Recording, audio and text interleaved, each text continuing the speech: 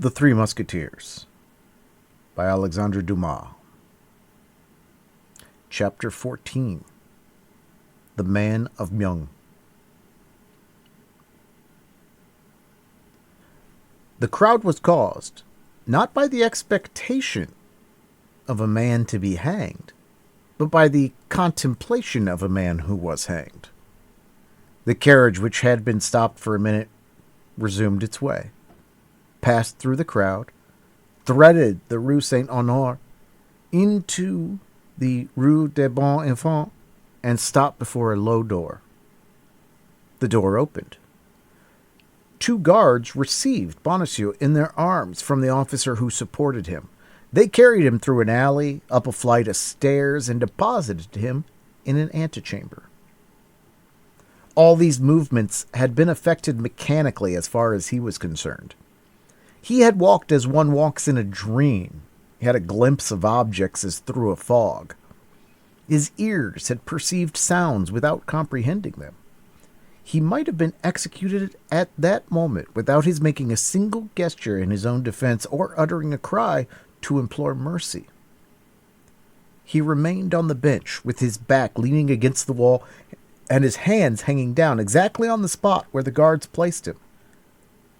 On looking around him, however, as he could perceive no threatening object, as nothing indicated that he ran any real danger, as the bench was comfortably covered with a well-stuffed cushion, as the wall was ornamented with a beautiful Cordova leather, and as large red damask curtains fastened back by gold clasps floated before the window, he perceived, by degrees, that his fear was exaggerated, and he began to turn his head to the right and the left, upward and downward. At this movement, which nobody opposed, he resumed a little courage, and ventured to draw up one leg and then the other. At length, with the help of his two hands, he lifted himself from the bench, and found himself on his feet. At this moment, an officer with a pleasant face opened the door, continued to exchange some words with a person in the next chamber, and then came up to the prisoner. "Is your name Bonacieux?" said he. "Yes, monsieur officer," stammered the mercer, more dead than alive. "At your service." "Come in," said the officer. And he moved out of the way to let the mercer pass. The latter obeyed without reply, and entered the chamber where he appeared to be expected. It was a large cabinet, close and stifling, with the walls furnished with arms offensive and defensive, and in which there was already a fire, although it was scarcely the end of the month of September. A square table, covered with books and papers, upon which was unrolled an immense plan of the city of La Rochelle, occupied the center of the room. Standing before the chimney was a man of middle height, of a haughty, proud mien, with piercing eyes, a large brow, and a thin face which was made still longer by a royal, or imperial, as it is now called, surmounted by a pair of mustaches. Although this man was scarcely 36 or 37 years of age, hair, mustaches, and royal all began to be gray. This man, except a sword, had all the appearances of a soldier, and his buff boots, still slightly covered with dust, indicated that he had been on horseback in the course of the day. This man was Armand Jean Duplessis, Cardinal de Richelieu, not such as he is now represented, broken down like an old man, suffering like a martyr, his body bent, his voice failing, buried in a large armchair as in an anticipated tomb, no longer living but by the strength of his genius, and no longer maintaining the struggle with Europe but by the eternal application of his thoughts, but such as he really was at this period, that is to say, an active and gallant cavalier, although weak of body, but sustained by that moral power which made of him one of the most extraordinary men that ever lived, preparing, after having supported the Duc de Nevers in his duchy of Mantua, after having taken Nimes and Castres, to drive the English from the Isle of Ré and lay siege to La Rochelle, At first sight, nothing denoted the cardinal, and it was impossible for those who did not know his face to guess in whose presence they were. The poor mercer remained standing at the door while the eyes of the personage we have just described were fixed upon him, and appeared to wish to penetrate even into the depths of the past.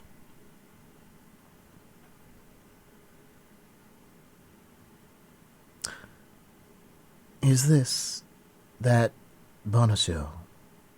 asked he, after a moment of silence. "Yes, monsieur," replied the officer. "That's well. Give me those papers, and leave us." The officer took from the table the papers pointed out, gave them to him who asked for them, bowed to the ground, and retired. Bonacieux recognized in these papers his interrogatories of the Bastille. From time to time, the man by the chimney raised his eyes from the writings and plunged them like poignards into the heart of the poor mercer. At the end of 10 minutes of reading and 10 seconds of examination, the cardinal was satisfied. "That head has never conspired," muttered he. "But it matters not. We will see." "You are accused of high treason," said the cardinal, slowly. "So I have already been told, monseigneur," cried Bonacieux, giving his interrogator the title he had heard the officer give him. But I swear to you that I know nothing about it." The cardinal repressed a smile. "You have conspired with your wife, with Madame de Chevreuse, and with my Lord Duke of Buckingham." "Indeed, monseigneur," responded the mercer. "I have heard her pronounce all those names." "And on what occasion?" "She said that the Cardinal de Richelieu had drawn the Duke of Buckingham to Paris to ruin him and to ruin the Queen." "She said that?" cried the cardinal, with violence. "Yes, monseigneur, but I told her she was wrong to talk about such things, and that his Eminence was incapable—" "Hold your tongue! You are stupid," replied the cardinal. "That's exactly what my wife said, monseigneur." "Do you know who carried off your wife?" "No, monseigneur." "You have your suspicions, nevertheless?" "Yes, monseigneur, but these suspicions appeared to be disagreeable to monsieur the commissary, and I no longer have them." "Your wife has escaped. Did you know that?" "No, monseigneur. I learned it since I have been in prison, and that from the conversation of monsieur the commissary, an amiable man." The cardinal repressed another smile. "Then you are ignorant of what has become of your wife since her flight?" "Absolutely, monseigneur, but she most likely returned to the Louvre." "About 1 o'clock this morning she has not returned." "My God! What can have become of her, then?" "We shall know, be assured. Nothing is concealed from the cardinal. The cardinal knows everything." "In that case, monseigneur, do you believe the cardinal will be so kind as to tell me what has become of my wife?" "Perhaps he may. But you must, in the first place, reveal to the cardinal all you know of your wife's relations with Madame de Chevreuse." "But, monseigneur, I know nothing about them. I have never seen her."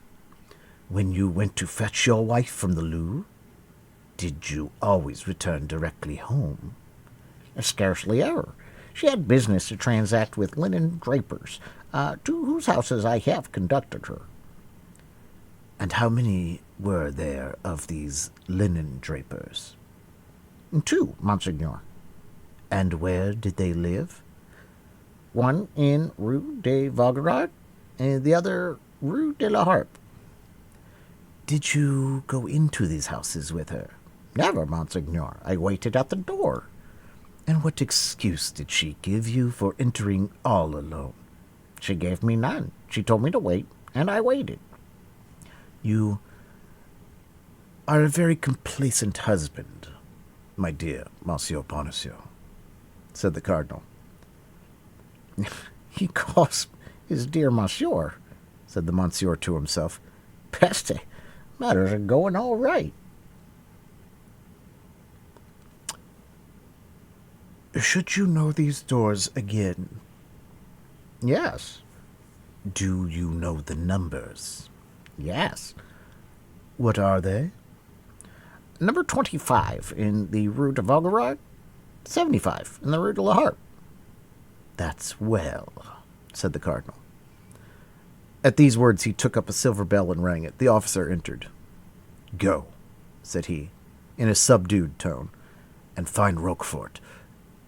Tell him to come to me immediately, if he has returned. The Count is here, said the officer, and requests to speak with your Eminence instantly. Let him come in, then, said the Cardinal, quickly. The officer sprang out of the apartment with the alacrity which all the servants of the Cardinal displayed in obeying him. To your Eminence? Murmured Bonacieux, rolling his eyes round in astonishment. 5 seconds had scarcely elapsed after the disappearance of the officer when the door opened and a new personage entered. It is he! Cried Bonacieux. He? What he? Asked the Cardinal. The man who abducted my wife. The Cardinal rang a second time. The officer reappeared. Place this man in the care of his guards again, and let him wait till I send for him. No, monsieur, no, it is not he, cried Bonacieux. No, I was deceived. This is quite another man. It does not resemble him at all. Monsieur is, I am sure, an honest man. Take away that fool, said the Cardinal. The officer took Bonacieux by the arm and led him into the antechamber, where he found his 2 guards. The newly introduced personage followed Bonacieux impatiently with his eyes till he had gone out, and the moment the door closed. They have seen each other, said he, approaching the Cardinal eagerly. Who? Asked his Eminence. He and she. The Queen and the Duke? Cried Richelieu. Yes. Where? At the Louvre. Are you sure of it? Perfectly sure. Who told you of it? Madame de Lannoy, who is devoted to your Eminence, as you know. Why did she not let me know sooner? Whether by chance or mistrust, the Queen made Madame de Surgy sleep in her chamber and detained her all day. Well, we are beaten. Now let us take to our revenge. I will assist you with all my heart, Monseigneur, be assured of that. How did it come about? At 12:30, the Queen was with her women.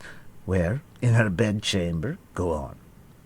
And someone came and brought her a handkerchief from her laundress. And then? The Queen immediately exhibited strong emotion, and despite the rouge with which her face was covered, evidently turned pale. And then?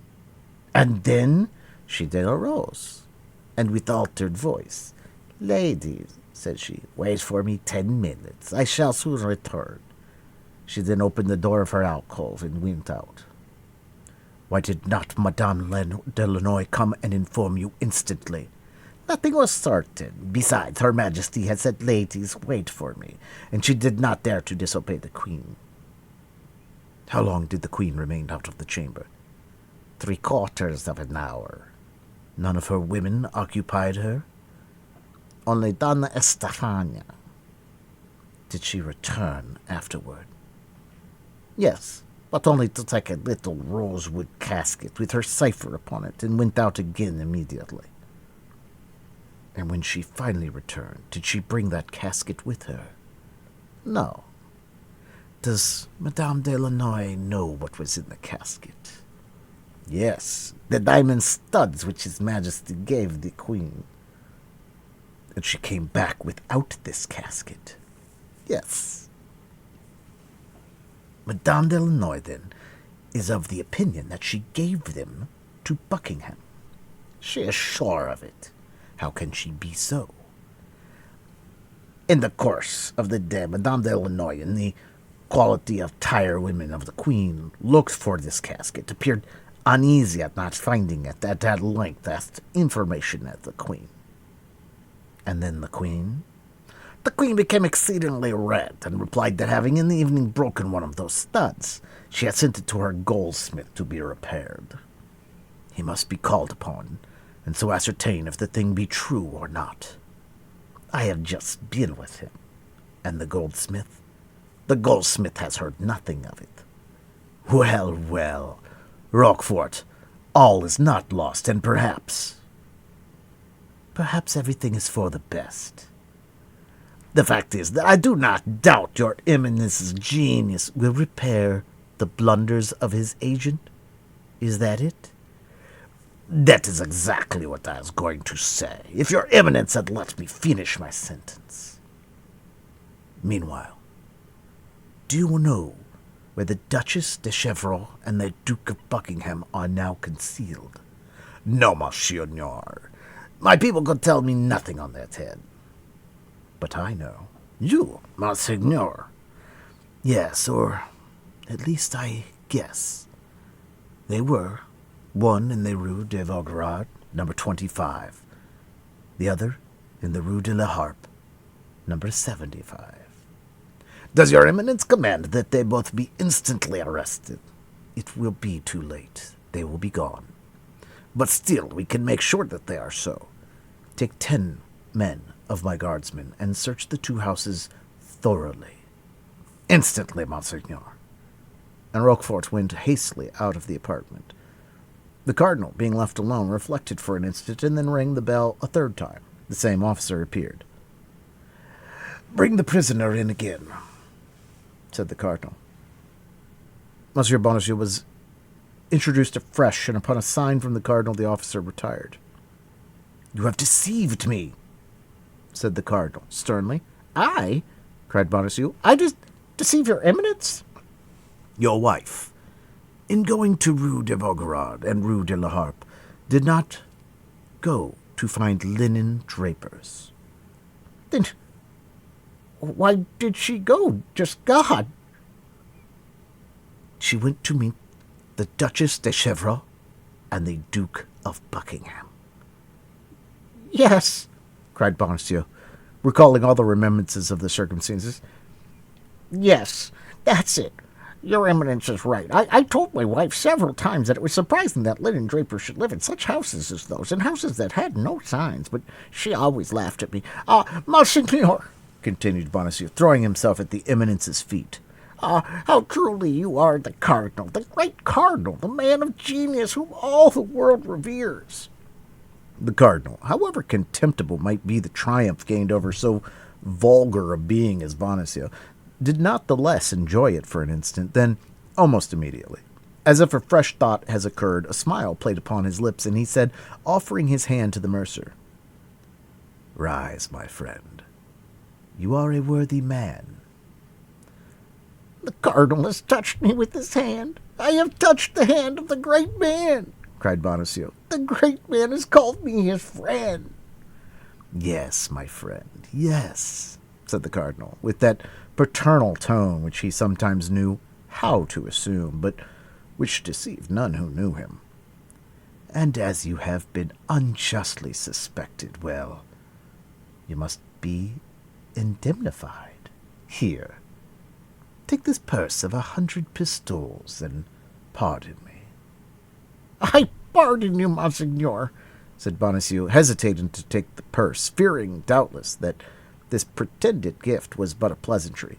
"But you are able to have me arrested. You are able to have me tortured. You are able to have me hanged. You are the master, and I could not have said the least word to say, 'Pardon you, Monseigneur.' You cannot mean that." "Ah, my dear Monsieur Bonacieux, you are generous in this matter. I see it, and I thank you for it. Thus, then, you will take this bag, and you will go away without being too malcontent." "I go away enchanted." "Farewell, then, or rather, au revoir, for I hope we shall meet again." "Whenever Monseigneur wishes. I am always at his Eminence's orders." "That will be frequently, I assure you, for I have found something extremely agreeable in your conversation." "Oh, Monseigneur, Au revoir, Monsieur Bonacieux. Au revoir. And the cardinal made him a sign with his hand, to which Bonacieux replied by bowing to the ground. He then went out backward, and when he was in the antechamber, the cardinal heard him, in his enthusiasm, crying aloud, Long life to the Monseigneur! Long life to his Eminence! Long life to the great Cardinal! The cardinal listened with a smile to this vociferous manifestation of the feelings of Monsieur Bonacieux, and then, when Bonacieux's cries were no longer audible, "Good," said he, "that man would henceforth lay down his life for me." And the cardinal began to examine with the greatest attention the map of La Rochelle, which, as we have said, lay open on the desk, tracing with a pencil the line in which the famous dike was to pass, which, 18 months later, shut up the port of the besieged city. As he was in the deepest of his strategic meditations, the door opened and Roquefort returned. "Well," said the cardinal, eagerly, rising with the promptitude which proved the degree of importance he attached to the commission with which he had charged the count. "Well," said the latter, "a young woman of about 26 or 28 years of age, and a man of about 35 to 40 have indeed lodged at the two houses pointed out by your Eminence, but the woman left last night, and the man this morning." "It was they!" cried the cardinal, looking at the clock, "and now it is too late to have them pursued. The Duchess is at Tours, and the Duke at Boulogne. It is in London they must be found." "What are your Eminence's orders?" "Not a word of what has passed. Let the Queen remain in perfect security. Let her be ignorant that we know her secret. Let her believe that we are in search of some conspiracy or other. Send me the keeper of the seals, Seguier." "And that man? What has your Eminence done with him?" "What man?" asked the cardinal. "That Bonacieux." "I have done with him all that could be done. I have made him a spy upon his wife." The Comte de Roquefort bowed like a man who acknowledges the superiority of the master as great, and retired. Left alone, the cardinal seated himself again and wrote a letter which he secured with his special seal. Then he rang. The officer entered for a fourth time. "Tell Vitré to come to me," said he, "and tell him to get ready for a journey." An instant after, the man he asked for was before him, booted and spurred. "Vitré," said he, "you will go with all speed to London. You must not stop an instant on the way. You will deliver this letter to Milady. Here is an order for 200 pistoles.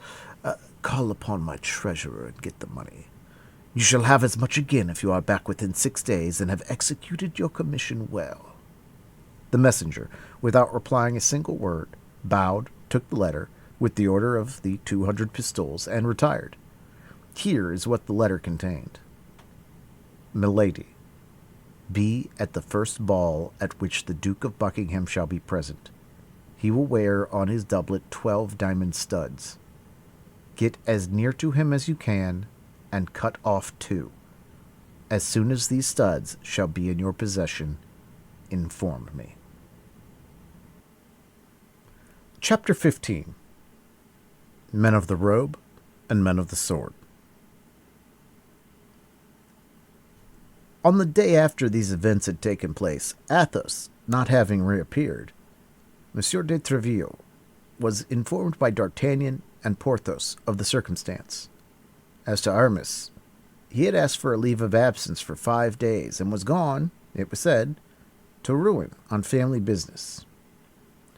Monsieur de Tréville was the father of his soldiers, the lowest or the least known of them. As soon as he assumed the uniform of the company, was as sure of his aid and support as if he had been his own brother. He repaired then instantly to the office of the lieutenant criminel. The officer who commanded the post of the Red Cross was sent for, and by successive inquiries they learned that Athos was then lodged in Fort l'Evêque. Athos had passed through all the examinations we have seen Bonacieux undergo. We were present at the scene in which the two captives were confronted with each other. Athos, who had till that time said nothing for fear that D'Artagnan, interrupted in his turn, should not have the time necessary, from this moment declared that his name was Athos and not D'Artagnan. He added that he did not know either Monsieur or Madame Bonacieux, that he had never spoken to the one or the other, that he had come at about 10 o'clock in the evening to pay a visit to his friend Monsieur de D'Artagnan, but that till that hour he had been at Monsieur de Tréville's, where he had dined. 20 witnesses, and he could attest the fact. And he named several distinguished gentlemen. Among them was Monsieur le Duc de la Trémoille. The second commissary was as much bewildered as the first had been by the simple and firm declaration of the Musketeer, upon whom he was anxious to take the revenge which men of the Robe like at all times to gain over the men of the sword. But the name of Monsieur de Tréville and that of Monsieur de la Trémoille commanded a little reflection. Athos was sent to the cardinal, but unfortunately the cardinal was at the Louvre with the king. It was precisely at this moment that Monsieur de Tréville, on leaving the residence of the lieutenant criminel and the governor of Fort l'Evêque, without being able to find Athos, arrived at the palace. As captain of the Musketeers, Monsieur de Tréville had the right of entry at all times.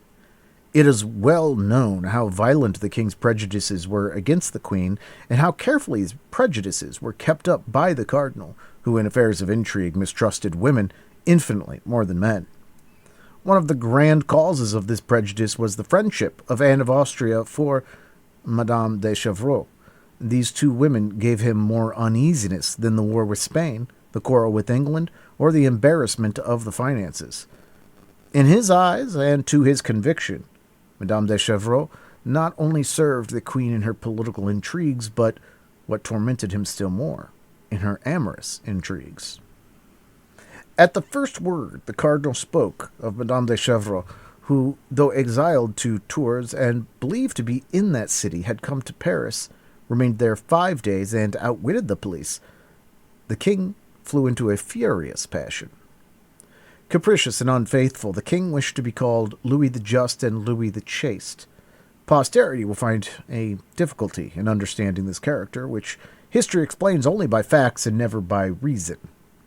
But when the cardinal added that not only Madame de Chevreuse had been in Paris, but still further that the queen had renewed with her one of those mysterious correspondences which at that time was named a cabal, when he affirmed that he, the cardinal, was about to unravel the most closely twisted thread of this intrigue, that at the moment of arresting, in the very act, with all the proofs about her, the queen's emissary to the exiled duchess, a musketeer had dared to interrupt the course of justice violently by falling sword in hand upon the honest men of the law, charged with investigating impartially the whole affair in order to place it before the eyes of the king, Louis XIII, could not contain himself. And he made a step toward the queen's apartment with that pale and mute indignation which, when it broke out, led this prince to the commission of the most pitiless cruelty.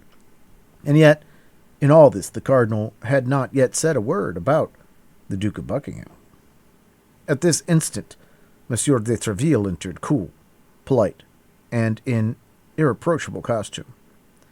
Informed of what passed by the presence of the cardinal and the alteration in the king's countenance, Monsieur de Tréville felt himself something like Samson before the Philistines. Louis XIII had already placed his hand on the knob of the door. At the noise of Monsieur de Tréville's entrance, he turned round. "You arrive in good time, monsieur," said the king, who, when his passions were raised to a certain point, could not dissemble. "I have learned some fine things concerning your musketeers." "And I," said Tréville coldly, "I have some pretty things to tell your majesty concerning these gownsmen." "What?"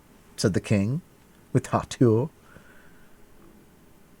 "I have the honor to inform your majesty," continued Monsieur de Tréville in the same tone, "that a party of procureurs, commissaries, and men of the police, very estimable people, but very inveterate, as it appears, against the uniform, have taken upon themselves to arrest in a house to lead away through the open street and throw into Fort Levique, all upon an order which they have refused to show me, one of or rather, your musketeers, sire, of irreproachable conduct, of an almost illustrious reputation, in whom your majesty knows favourably, Monsieur Athos." "Athos," said the king mechanically. "Yes, certainly, I know the name."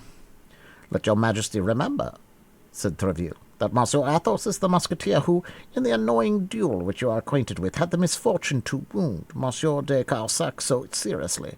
Apropos, monseigneur," continued Tréville, addressing the cardinal, "Monsieur de Cahusac is quite recovered, is he not?" "Thank you," said the cardinal, biting his lips with anger. "Athos, then, went to pay a visit to one of his friends absent at the time," continued Tréville, "to young Bernet, a cadet in his Majesty's Guards, the company of Monsieur Desserat. But scarcely had he arrived at his friend's and taken up a book while waiting his return, when a mixed crowd of bailiffs and soldiers came and laid siege to the house, broke open several doors." The cardinal made the king a sign which signified, "That was on account of the affair about which I spoke to you." "We all know that," interrupted the king, "for all that was done for our service." "Then," said Tréville, "it was also for your majesty's service that one of my musketeers, who was innocent, has been seized, that he has been placed between two guards like a malefactor, and that this gallant man, who has 10 times shed his blood in your majesty's service and is ready to shed it again, has been paraded through the midst of an insolent populace." "Bah!" said the king, who began to be shaken. "Was it so managed?" "Monsieur de Tréville," said the cardinal, with the greatest phlegm, "does not tell your majesty that this innocent musketeer, this gallant man, had only an hour before attacked, sword in hand, 4 commissaries of inquiry, who were delegated by myself to examine into an affair of the highest importance." "I defy your eminence to prove it," cried Tréville, with his Gascon freedom and military frankness. "For 1 hour before, Monsieur Athos, who, I will confide it to your majesty, is really a man of the highest quality, did me the honour of, after having dined with me, to be conversing in the saloon of my hotel with the Duc de la Trémoille and the Comte de Châlons, who happened to be there." The king looked at the cardinal.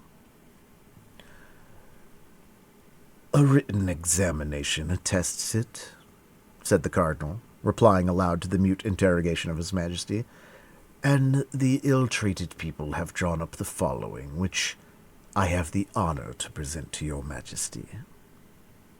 "And is this a written report of the gownsman to be placed in comparison with the word of honour of a swordsman?" replied Tréville haughtily. Come, Tréville, hold your tongue," said the king. "If his eminence entertains any suspicion against one of my musketeers," said Tréville, "the justice of Monsieur the Cardinal is so well known that I demand an inquiry." "In the house in which the judicial inquiry was made," continued the impassive cardinal, "there lodges, I believe, a young Bernet, a friend of the musketeer." "Your eminence means Monsieur d'Artagnan." "I mean a young man whom you patronize, Monsieur de Tréville." "Yes, your eminence, it is the same." "Do you not suspect this young man of having given bad counsel?" "To Athos, a man double his age," interrupted Tréville. "No, monseigneur. Besides, D'Artagnan passed the evening with me." "Well," said the cardinal, "everybody seems to have passed the evening with you." "Does your eminence doubt my word?" said Tréville, with a brow flushed with anger. "No, God forbid," said the cardinal. "Only, at what hour was he with you?" "Oh, as to that I can speak positively, your eminence, for as he came in I remarked that it was only but 9:30 the clock, although I had believed it to be later." "At what hour did he leave your hotel?" "At 10:30, an hour after the event."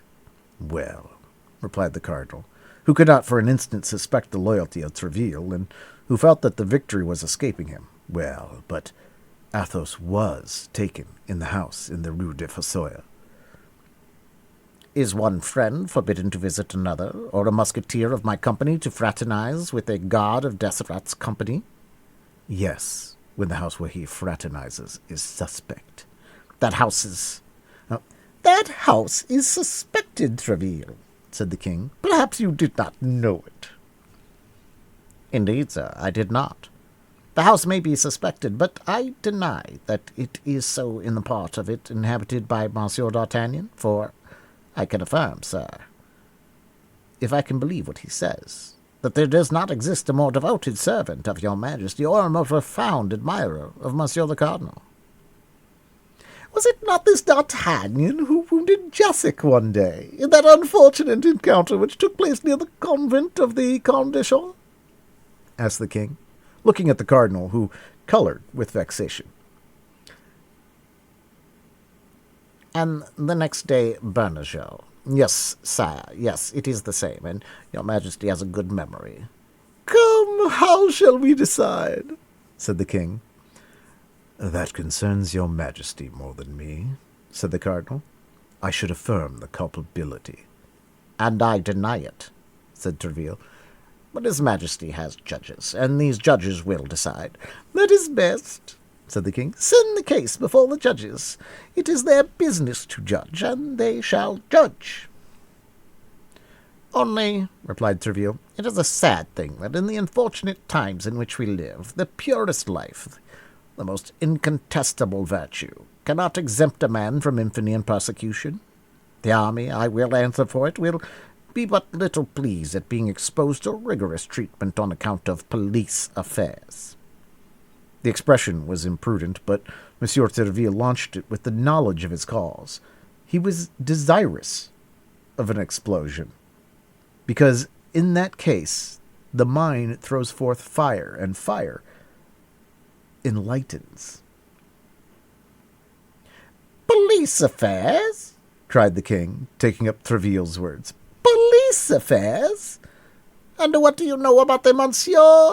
Meddle with your musketeers, and do not annoy me in this way. It appears, according to your account, that if by mischance a musketeer is arrested, France is in danger. What a noise about a musketeer! I would arrest 10 of them, ventre bleu, 100, even all the company, and I would not allow a whisper. From the moment they are suspected by your majesty, said Tréville, the musketeers are guilty. Therefore, you see me prepared to surrender my sword, for, after having accused my soldiers, there can be no doubt that Monsieur the Cardinal will end by accusing me. It is best to constitute myself at once a prisoner with Athos, who is already arrested, and with D'Artagnan, who most probably will be. Gascon-headed man, will you have done? Said the king. Sire, replied Tréville, without lowering his voice in the least, either order my musketeer to be restored to me, or let him be tried. He shall be tried, said the cardinal. Well, so much for the better, for in that case I shall demand of his majesty permission to plead for him. The king feared an outbreak. If his eminence, said he, did not have personal motives... The cardinal saw what the king was about to say, and interrupted him. Pardon me, said he, but the instant your majesty considers me a prejudiced judge, I withdraw. Come, said the king, will you swear by my father that Athos was at your residence during the event, and that he took no part in it? By your glorious father, and by yourself, whom I love and venerate above all the world, I swear it. Be so kind as to reflect, sire, said the cardinal. If we release the prisoner thus, we shall never know the truth. Athos may always be found, replied Tréville, ready to answer when it shall please the gownsman to interrogate him. He will not desert, Monsieur the Cardinal, be assured of that. I will answer for him. No, he will not desert, said the king. He can always be found, as Tréville says. Besides, added he, lowering his voice and looking with a suppliant air at the cardinal, let us give them apparent security. That is policy. This policy of Louis XIII made Richelieu smile. Order it as you please, sire. You possess the right of pardon. The right of pardoning only applies to the guilty, said Treville, who was determined to have the last word, and my musketeer is innocent. It is not mercy, then, that you are about to accord, sire. It is justice. And he is in the Fort Levique? Yes, sire, in solitary confinement, in a dungeon, like the lowest criminal. The devil! Murmured the king. What must be done? Sign an order for his release, and all will be said, replied the cardinal. I believe, with your majesty, that Monsieur de Treville's guarantee is more than sufficient. Treville bowed very respectfully, with a joy that was not unmixed with fear. He would have preferred an obstinate resistance on the part of the cardinal to this sudden yielding. The king signed the order for release, and Treville carried it away without delay. As he was about to leave the presence, the cardinal gave him a friendly smile and said, "A perfect harmony reigns, sire, between the leaders and the soldiers of your musketeers, which must be profitable for the service and honorable to all." "He will play some dog's trick or other, and that immediately," said Treville. "One is never the last word with such a man. But let us be quick. The king may change his mind in an hour, and at all events it is more difficult to replace a man in the Fort Levique or the Bastille who has got out than to keep a prisoner there who is in." Monsieur de Treville made his entrance triumphantly in the Fort Levique, where he delivered the musketeer, whose peaceful indifference had not for a moment abandoned him. The first time he saw D'Artagnan, "You have come off well," said he to him. "There is your justice thrust paid for. There still remains that of Bonacieux, but you must not be too confident." As to the rest, Monsieur de Treville had good reason to mistrust the cardinal, and to think that all was not over, for scarcely had the captain of the musketeers closed the door after him, than his eminence said to the king, "Now that we are at length by ourselves, we will, if your majesty pleases, converse seriously. Sire, Buckingham has been in Paris 5 days, and only left this morning." Chapter 16, in which Monsieur Seguier, Keeper of the Seals, looks more than once for the bell. It is impossible to form an idea of the impression these few words made upon Louis XIII. He grew pale and red alternately, and the cardinal saw at once that he had recovered by a single blow all the ground he had lost. "Buckingham in Paris?" cried he. "And why does he come?" "To conspire, no doubt, with your enemies, the Huguenots and the Spaniards." "No, pardieu, no. To conspire against my honor with Madame de Chevreuse, Madame de Longueville, and the Count." "Oh, sire, what an idea! The queen is too virtuous, and besides, loves your majesty too well." "Woman is weak, Monsieur Cardinal," said the king, "and as to loving me much, I have my own opinion as to that love." "I not the less maintain," said the cardinal, "that the Duke of Buckingham came to Paris for a project wholly political." "And I am sure he came quite for another purpose, Monsieur Cardinal. But if the queen be guilty, let her tremble." "Indeed," said the cardinal, "whatever repugnance I may have to directing my mind to such a treason, your majesty compels me to think of it. Madame de Lannoy, whom, according to your majesty's command, I have frequently interrogated, told me this morning that the night before last her majesty sat up very late, that this morning she wept much, and that she was writing all day." "That's it!" cried the king. "To him, no doubt. Cardinal, I must have the queen's papers." "But how to take them, sire? It seems to me that this is neither your majesty nor myself who can charge himself with such a mission." "How did they act with regard to Marshal d'Ancre?" cried the king in the highest state of choler. "Find her closets were thoroughly searched, and she herself."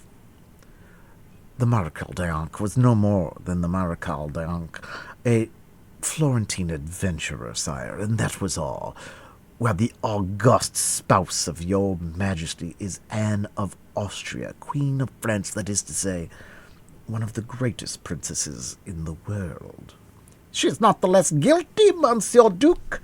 The more she has forgotten the high position in which she was placed, the more degrading is her fall. Besides, I long ago determined to put an end to all these petty intrigues of policy and love. She has near her a certain Laporte, who, I believe, is the mainspring of all this, I confess, said the cardinal. You think, then, as I do, that she deceives me? Said the king. I believe, and I repeat it to your majesty, that the queen conspires against the power of the king, but I have not said against his honor. And I tell you against both.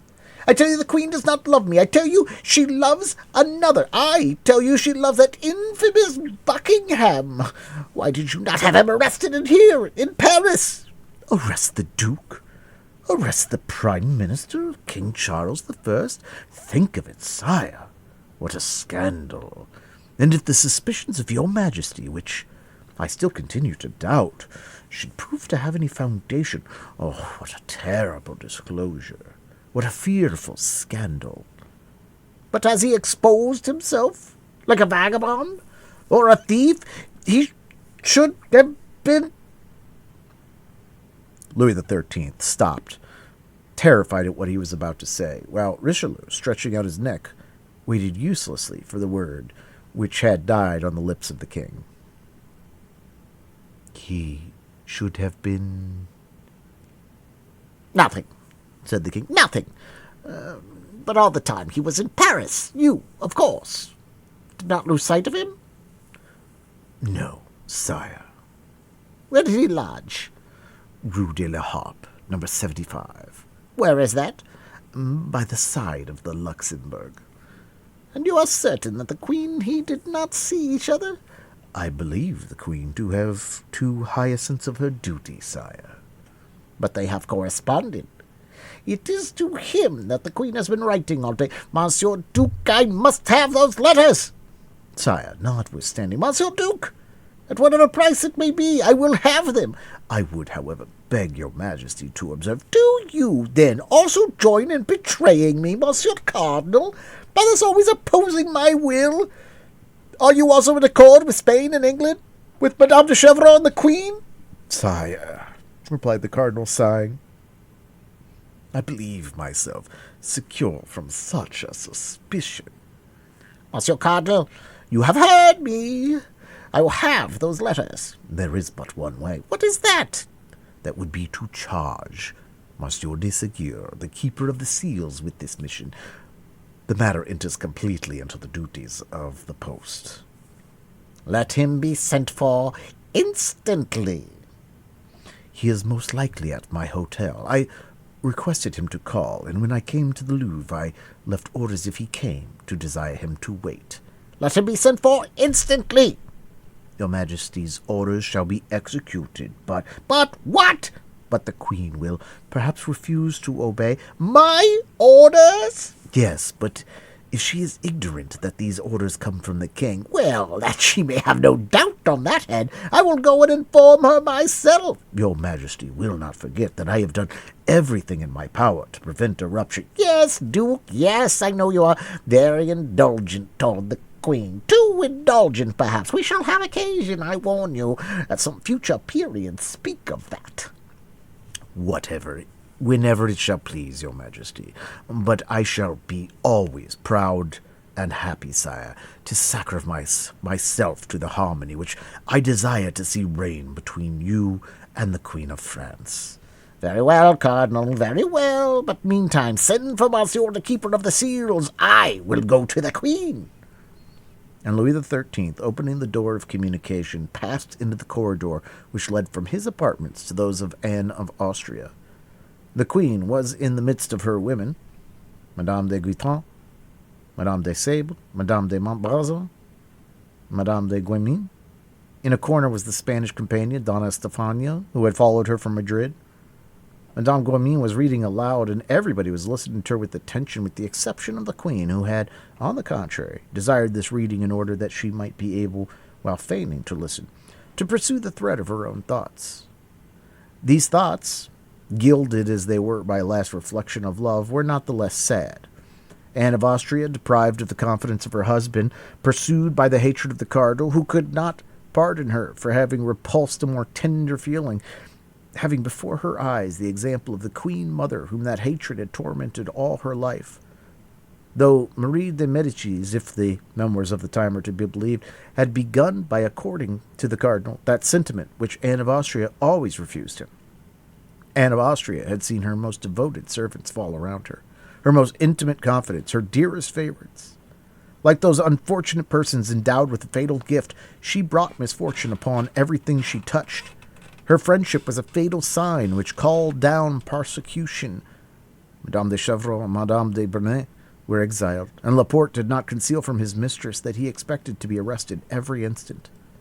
It was at that moment, when she was plunged in the deepest and darkest of these reflections, that the door of the chamber opened and the king entered. The reader hushed herself instantly. All the ladies rose, and there was a profound silence. As to the king, he made no demonstration of politeness, only stopping before the queen.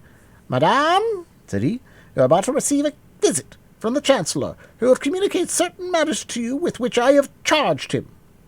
The unfortunate queen, who was constantly threatened with divorce, exile, and trial even, turned pale under her rouge and could not refrain from saying, "But why this visit, sire? What can the chancellor have to say to me that your majesty cannot say yourself?" The king turned his heel upon her without reply, and almost at the same instant the captain of the guards, Madame de Guiton, announced the visit of the chancellor. When the chancellor appeared, the king had already gone out by another door. The chancellor entered half smiling, half blushing. As we shall probably meet with him again in the course of our history, it may be well for our readers to be made at once acquainted with him. The chancellor was a pleasant man. He was de Roche-la-Maz, canon of Notre Dame, who had formerly been valet of a bishop, who introduced him to his eminence as a perfectly devout man. The cardinal trusted him, and therein found his advantage. There are many stories related of him, and among them this. After a wild youth, he had retired into a convent, there to expiate, at least for some time, the follies of adolescence. On entering this holy place, the poor penitent was unable to shut the door so close as to prevent the passions he fled from entering with him. He was incessantly attacked by them, and the superior, to whom he had confided this misfortune, wishing as much as in him lay to free him from them, had advised him, in order to conjure away the tempting demon, to have recourse to the bell rope and ring with all his might. At the denunciating sound, the monks would be rendered aware that the temptation was besieging a brother, and all the community would go to prayers.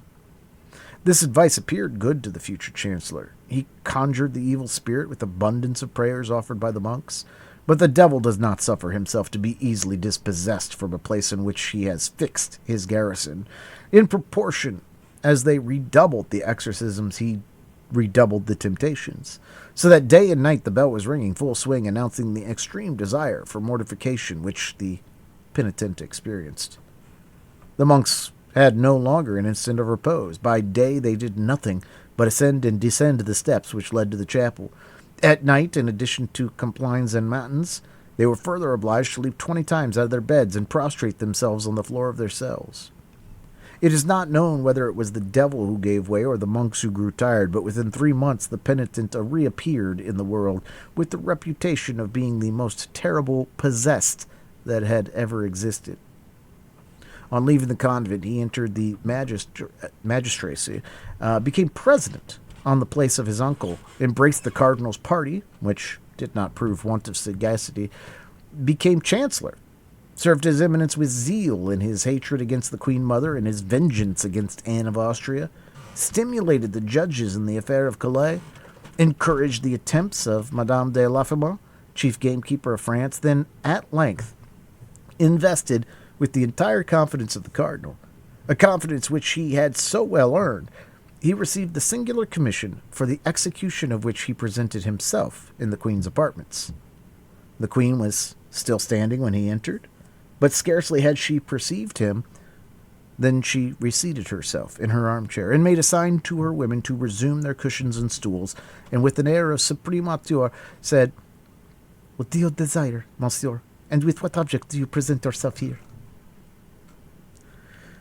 To make, madame, in the name of the king, and without prejudice to the respect which I have the honor to owe your majesty, a close examination into all your papers. How, monsieur? An investigation of my papers? Mine. Truly, this is an indignity. Be kind enough to pardon me, madam, but in this circumstance I am but the instrument which the king employs. He is not his majesty just left you, and has he not himself asked you to prepare for this visit? Search then, monsieur. I am a criminal as it appears. Estefania, give up the keys of my drawers and my desks. For form's sake, the Chancellor paid a visit to the pieces of furniture named, but he well knew that it was not in a piece of furniture that the Queen would place the important letters she had written that day. When the Chancellor had opened and shut 20 times the drawers of the secretaries, it became necessary, whatever hesitation he might experience, it became necessary, I say, to come to the conclusion of the affair. That is to say, to search the Queen herself. The Chancellor advanced, therefore, toward Anne of Austria and said with a very perplexed and embarrassed air, "And now it remains for me to make the principal examination." What is that? asked the Queen, who did not understand, or rather was not willing to understand. His Majesty is certain that a letter has been written by you during the day. He knows that it has not yet been sent to its address. This letter is not in your table nor in your secretary, and that this letter must be somewhere. Would you dare to lift your hand to the Queen? Said Anne of Austria, drawing herself up to her full height and fixing her eyes upon the Chancellor with an expression almost threatening. I am a faithful subject of the king, madame, and all that his Majesty commands I shall do. Well, it is true, said Anne of Austria, and the spies of the cardinal have served him faithfully. I have written the letter today. That letter is not yet gone. The letter is here. And the Queen laid her beautiful hand on her bosom. Then give me that letter, madame, said the Chancellor. I will give it to none but the king, monsieur, said Anne.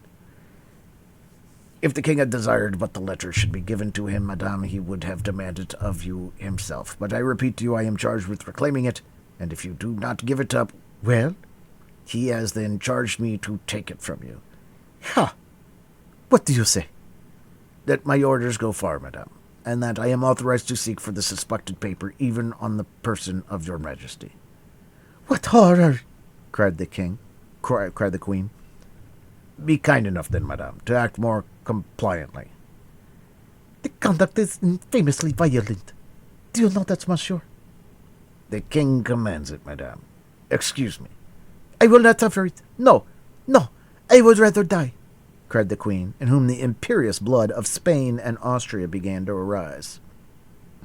The Chancellor made a profound reverence. Then, with the intention quite patent of not drawing back a foot from the accomplishment of the commission with which he was charged, and as the intendant of an executioner might have done in the chamber of torture, he approached Anne of Austria, from whose eyes at the same instant sprang tears of rage. The Queen was, as we have said, of great beauty. The commission might well be called delicate, and the king had reached, in his jealousy of Buckingham, the point of not being jealous of anyone else. Without doubt, the Chancellor Seguier looked about at that moment for the rope of the famous bell, but not finding it, he summoned his resolution and stretched forth his hands toward the place where the Queen had acknowledged the paper was to be found. Anne of Austria took one step backward, became so pale that it might be said she was dying, and leaning with her left hand upon a table behind her to keep herself from falling, she with her right hand drew the paper from her bosom and held it out to the keeper of the seals. There, monsieur, there is that letter, cried the Queen, with a broken and trembling voice. Take it, and deliver me from your odious presence. The Chancellor, who on his part trembled with an emotion easily to be conceived, took the letter, bowed to the ground, and retired. The door was scarcely closed upon him, and the Queen sank half fainting into the arms of her women. The Chancellor carried the letter to the king without having read a single word of it. The king took it with a trembling hand, looked for the address which was wanting, became very pale, opened it slowly, then seeing by the first words that it was addressed to the King of Spain, he read it rapidly. It was nothing but a plan of attack against the cardinal. The queen pressed her brother and the Emperor of Austria to appear to be wounded, as they really were, by the policy of Richelieu, the eternal object of which was the abasement of the House of Austria, to declare war against France, and as a condition of peace to insist upon the dismissal of the cardinal. But as to love, there was not a single word about it in all the letter. The king, quite delighted, inquired if the cardinal was still at the Louvre. He was told that his eminence awaited the orders of his majesty in the business cabinet. The king went straight to him. "There, Duke," said he, "you are right, and I was wrong. The whole intrigue is political. There is not the least question of love on this letter, but, on the other hand, there is an abundant question of you." The cardinal took the letter and read it with the greatest attention. Then, when he had arrived at the end of it, he read it a second time. "Well, your majesty," said he, "you see how far my enemies go. They menace you with 2 wars if you do not dismiss me. In your place, in truth, sire, I should yield to such powerful instance, and on my part it would be a real happiness to withdraw from public affairs." "What say you, Duke?" "I say, sire, that my health is sinking under these excessive struggles and these never-ending labors. I say that according to all probability I shall not be able to undergo the fatigues of the siege of La Rochelle, and that it would be far better that you should appoint there either Monsieur de Conde, Monsieur de Bonacieux, or some valiant gentleman whose business is war, and not me, who am churchman, and who am constantly turned aside for my real vocation to look after matters for which I have no aptitude. You would be the happier for it at home, sire, and I do not doubt you would be the greater for it abroad." "Monsieur Duke," said the king, "I understand you. Be satisfied. All who are named in this letter shall be punished as they deserve, even the queen herself." "What do you say, sire?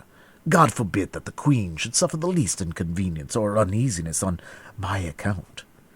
She has always believed me, sire, to be her enemy, though your majesty can bear witness that I have always taken her part warmly, even against you.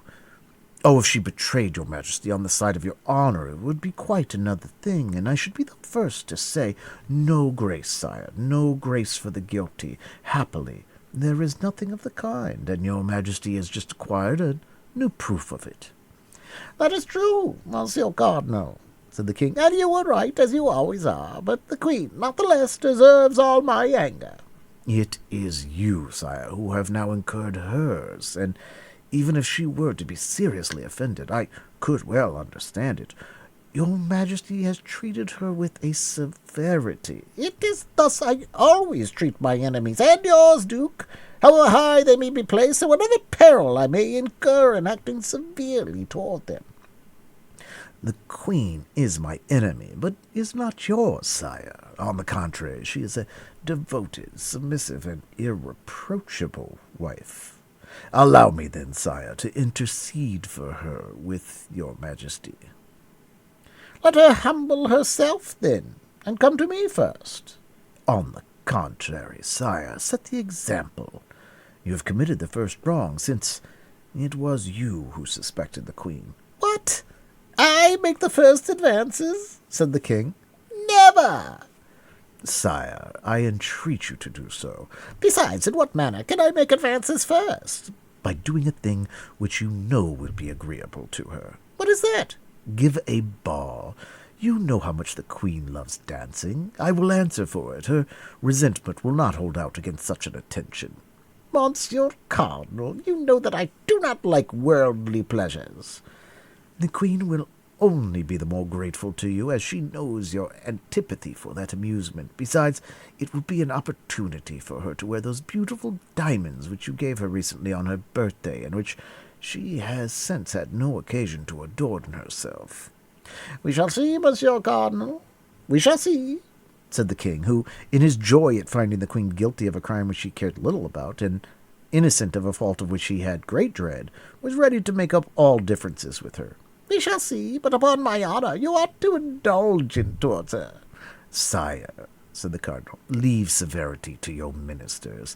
Clemency is a royal virtue. Employ it, and you will find that you derive advantage therein. Thereupon the cardinal, hearing the clock strike 11, bowed low, asking permission of the king to retire and supplicating him to come to a good understanding with the queen.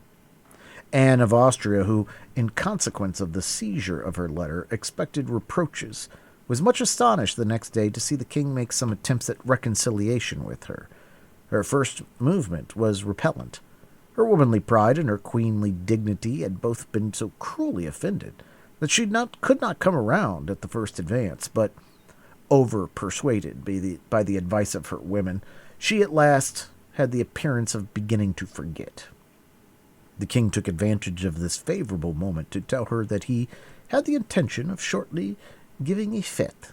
A fete was so rare a thing for poor Anne of Austria that at this announcement, as the cardinal had predicted, the last trace of her resentment disappeared, if not from her heart, at least from her countenance. She asked upon what day this fete would take place, but the king replied that he must consult the cardinal upon that head. Indeed, every day the king asked the cardinal when this fete should take place, and every day the cardinal, under some pretext, deferred fixing it. 10 days passed away thus. On the 8th day after the scene we have described, the cardinal received a letter with the London stamp, which only contained these lines: "I have them, but I am unable to leave London for want of money. Send me 500 pistoles, and 4 or 5 days after I have received them, I shall be in Paris." On the same day the cardinal received this letter, the king put his customary question to him. Richelieu counted on his fingers and said to himself, "She will arrive, she says, 4 or 5 days after having received the money. It will require 4 or 5 days for the transmission of the money, 4 or 5 days for return. That makes 10 days. Now, allowing for contrary winds, accidents, and a woman's weakness, there are 12 days. Well, Monsieur Duke, said the king, have you made your calculations? Yes, sire. Today is the 20th of September. The aldermen of the city give a fete on the 3rd of October. That will fall in wonderfully well. You will not appear to have gone out of your way to please the queen." Then the cardinal added, "Apropos, sire, do not forget to tell her majesty the evening before the fete that you should like to see how her diamond studs become her." Chapter 17. Bonacieux at home. It was the second time the cardinal had mentioned these diamond studs to the king. Louis XIII was struck with this insistence and began to fancy that this recommendation concealed some mystery. More than once the king had been humiliated by the cardinal, whose police, without having yet attained the perfection of the modern police, were excellent, being better informed than himself, even upon what was going on in his own household. He hoped, then, in a conversation with Anne of Austria, to obtain some information from that conversation, and afterward to come upon his eminence with some secret which the cardinal either knew or did not know, but which, in either case, would raise him infinitely in the eyes of his minister. He went then to the queen, and, according to custom, accosted her with fresh menaces against those who surrounded her. Anne of Austria lowered her head, allowed the torrent to flow on without replying, hoping that it would cease of itself, but this was not what Louis XIII meant. Louis XIII wanted a discussion, from which some light or other might break, convinced as he was that the cardinal had some afterthought and was preparing for him one of those terrible surprises which his eminence was so skillful in getting up. He arrived at this end by his persistence in accusation. "But," cried Anne of Austria, tired of these vague attacks, "but, sire, you do not tell me all that you have in your heart. What have I done, then? Let me know what crime I have committed. It is impossible that your majesty can make all this ado about a letter written to my brother." The king, attacked in a manner so direct, did not know what to answer, and he thought that this was the moment for expressing the desire which he was not going to have made until the evening before the fete. "Madame," said he, with dignity, "there will be shortly be a ball at the Hotel de Ville. I wish, in order to honor our worthy alderman, you should appear in ceremonial costume, and above all, ornamented with the diamond studs which I gave you on your birthday. That is my answer." The answer was terrible. Anne of Austria believed that Louis XIII knew all, and that the cardinal had persuaded him to employ this long dissimulation of 7 or 8 days, which, likewise, was characteristic. She became excessively pale, leaned her beautiful hand upon a console, which hand appeared then like one of wax, and, looking at the king with terror in her eyes, she was unable to reply by a single syllable. "You hear, madame?" said the king, who enjoyed the embarrassment to its full extent, but without guessing the cause. "You hear, madame?" "Yes, sire, I hear," stammered the queen. "You will appear at this ball?" "Yes." "With those studs?" "Yes." The queen's paleness, if possible, increased. The king perceived it, and enjoyed it with that cold cruelty which was one of the worst sides of his character. "Then that is agreed," said the king, "and that is all I had to say to you." "But on what day would this ball take place?" asked Anne of Austria. Louis XIII felt instinctively that he ought not to reply to this question, the queen having put it in an almost dying voice.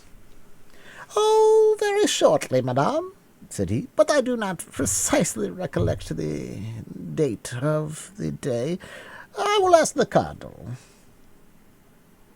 "It was the cardinal, then, who informed you of this fete?" "Yes, madame," replied the astonished king. "But why do you ask that?" "It was he who told you to invite me to appear with these studs?" "That is to say, madame—" "It was he, sire. It was he." "Well, and what does it signify whether it was he or I? Is there any crime in this request?" "No, sire." "Then you will appear?" "Yes, sire." "That is well," said the king, retiring. "That is well. I count upon it." The queen made a curtsy, less from etiquette than because her knees were sinking under her. The king went away enchanted. "I am lost," murmured the queen. "Lost. For the cardinal knows all, and it is he who urges on the king, who as yet knows nothing but will soon know everything. I am lost. My God! My God! My God!" She knelt upon a cushion and prayed, with her head buried between her palpitating arms. In fact, her position was terrible. Buckingham had returned to London. Madame de Chevreuse was at Tours. More closely watched than ever, the queen felt certain, without knowing how to tell which, that one of her women had betrayed her. Laporte could not leave the Louvre. She had not a soul in the world in whom she could confide. Thus, while contemplating the misfortune which threatened her and the abandonment in which she left, she broke out into sobs and tears. "Can I be of service to your Majesty?" said all at once a voice full of sweetness and pity. The queen turned sharply round, for there could be no deception in the expression of that voice. It was a friend who spoke thus. In fact, at one of the doors which opened into the queen's apartment appeared the pretty Madame Bonacieux. She had been engaged in arranging the dresses and linen in a closet when the king entered. She could not get out and had heard all. The queen uttered a piercing cry at finding herself surprised, for in her trouble she did not at first recognize the young woman who had been given to her by Laporte. "Oh, fear nothing, madame," said the young woman, clasping her hands and weeping herself at the queen's sorrows. "I am your Majesty's body and soul, and however far I may be from you, however inferior may be my position, I believe I discovered a means of extricating your Majesty from your trouble." "You, oh, heaven, you!" cried the queen. "But look me in the face. I am betrayed on all sides. Can I trust in you?" "Oh, madame," cried the young woman, falling on her knees, "upon my soul, I am ready to die for your Majesty." This expression sprang from the very bottom of her heart, and, like the first, there was no mistaking in it. "Yes," continued Madame Bonacieux. "Yes, there are traitors here. But by the holy name of the Virgin, I swear that no one is more devoted to your Majesty than I am. Those studs which the king speaks of, you gave them to the Duke of Buckingham, did you not? Those studs were enclosed in a little rosewood box which he held under his arm. Am I deceived? Is it not so, madame? Oh, my God! My God! Murmured the queen, whose teeth clattered with fright. Well, those studs, continued Madame Bonacieux, we must have them back again. Yes, without doubt, it is necessary, cried the queen. But how am I to act? How can it be effected? Someone must be sent to the Duke. But who? Who? And who can I trust? Place confidence in me, madame. Do me that honor, my queen, and I will find a messenger. But I must write. Oh, yes, that is indispensable. 2 words from the hand of your majesty and your private seal. But these 2 words would bring about my condemnation, divorce, exile.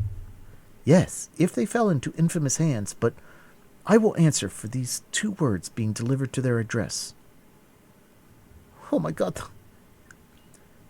I must then place my life, my honor, my reputation in your hands?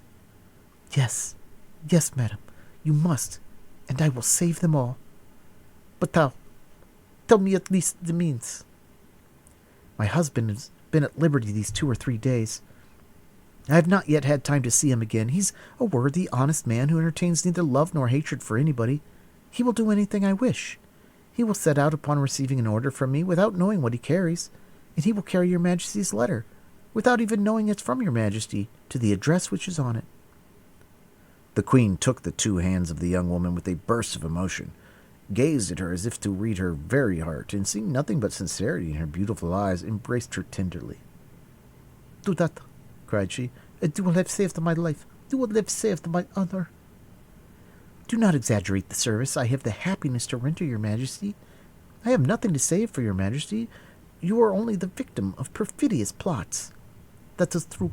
That is true, my child, said the queen. You are right. Give me then that letter, madame. Time presses. The queen ran to a little table, on which were ink, paper, and pens. She wrote 2 lines, sealed the letter with her private seal, and gave it to Madame Bonacieux. And now, said the queen, we are forgetting one very necessary thing. What is that, madam? Money. Madame Bonacieux blushed. Yes, that is true, said she, and I will confess to your majesty that my husband... Your husband, that's none. Is that what you would say? He has some, but he is very avaricious. That is his fault. Nevertheless, let not your majesty be uneasy. We will find means. And I have none either, said the queen. Those who have read the memoirs of Madame de Motteville will not be astonished at this reply. But wait a minute. Anne of Austria ran to her jewel case. Here, said he. Here is a ring of great value, as I have been assured. It came from my brother, the King of Spain. It is mine, and I am at liberty to dispose of it. Take this ring, raise money with it, then let your husband set out. In an hour you shall be obeyed. You see the address, said the queen, speaking so low that Madame Bonacieux could hardly hear what she said. To my Lord Duke of Buckingham, London. The letter shall be given to himself. Generous girl, cried Anne of Austria. Madame Bonacieux kissed the hands of the queen, concealed the paper in her bosom of her dress, and disappeared with the lightness of a bird. 10 minutes afterwards she was at home. As she told the queen, she had not seen her husband since his liberation. She was ignorant of the change that had taken place in him with respect to the cardinal, a change which had since been strengthened by 2 or 3 visits from the Comte de Roquefort, who had become the best friend of Bonacieux, and had persuaded him, without much trouble, that no culpable sentiments had prompted the abduction of his wife, but that it was only a political precaution. She found Monsieur Bonacieux alone. The poor man was recovering with difficulty the order in his house, from which he had the most of the furniture broken and the closets nearly emptied, justice not being one of the 3 things which King Solomon names as leaving no traces of their passage. As to the servant, she had run away at the moment of her master's arrest. Terror had had such an effect upon the poor girl that she had never ceased walking from Paris till she reached Burgundy, her native place. The worthy mercer had, immediately upon re-entering his house, informed his wife of his happy return, and his wife had replied by congratulating him, and telling him, that the first moment she could steal from her duty should be devoted to paying him a visit. The first moment had been delayed 5 days, which under any other circumstances might have appeared rather long to Monsieur Bonacieux, but he had, in the visit he had made to the cardinal, and in the visits Roquefort had made him, ample subjects for reflection, and, as everybody knows, nothing makes time pass more quickly than reflection.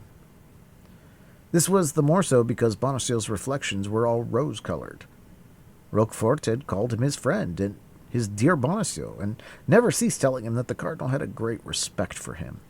The mercer fancied himself already on the high road to honors and fortune.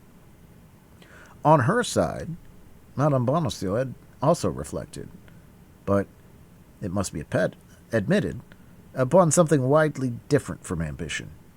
In spite of herself, her thoughts constantly reverted to that handsome young man who was so brave and appeared to be so much in love. Married at 18 to Monsieur Bonacieux, having always lived among her husband's friends, people little capable of inspiring any sentiment whatever in a young woman whose heart was above her position, Madame Bonacieux had remained insensible to vulgar seductions.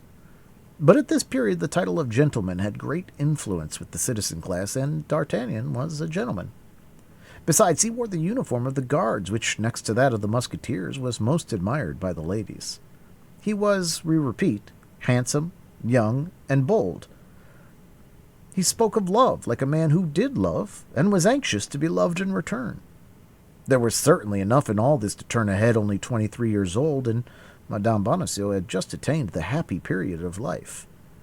The couple, then, although they had not seen each other for 8 days, and during that time serious events had taken place in which both were concerned, accosted each other with a degree of preoccupation.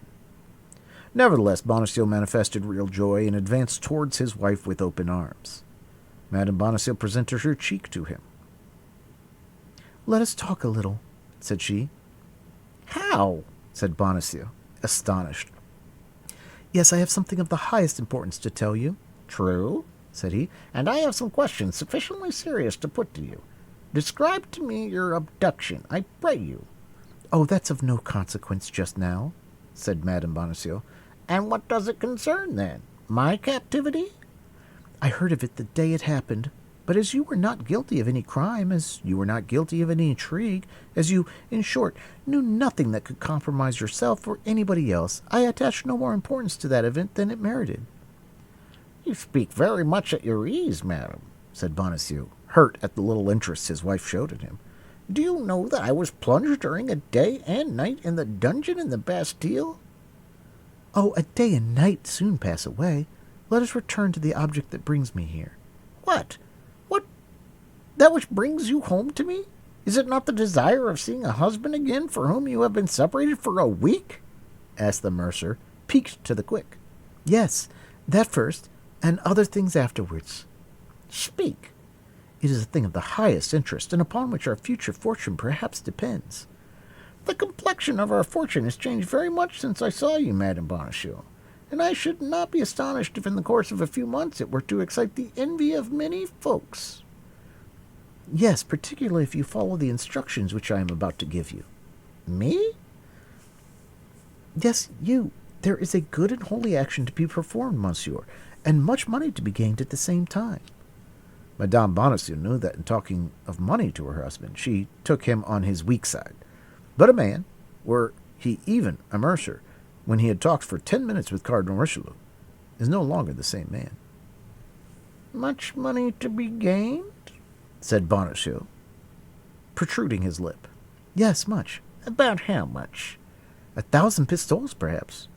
"What you demand is serious of me, then." "It is indeed." "What must be done?" "You must go away immediately. I will give you a paper which you must not part with on any account, and which you will deliver into the proper hands." "And whither am I to go?" "To London." "I go to London? Go to? You jest. I have no business in London." "But others wish that you should go there." "But who are these others? I warn you that I will never again work in the dark, and that I will know not only to what I expose myself, but for whom I expose myself." "An illustrious person sends you. An illustrious person awaits you. The recompense will exceed your expectations. That is all I promise you. More intrigues. Nothing but intrigues.